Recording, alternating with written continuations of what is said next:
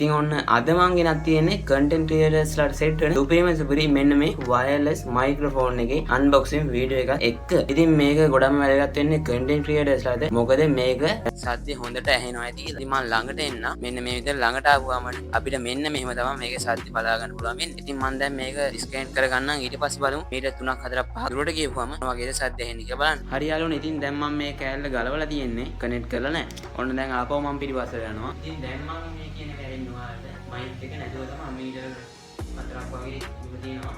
මේ ඇහෙන්නේ දැන් ඔයාලට මම කියනවා මයික් එක නැතුව තමයි.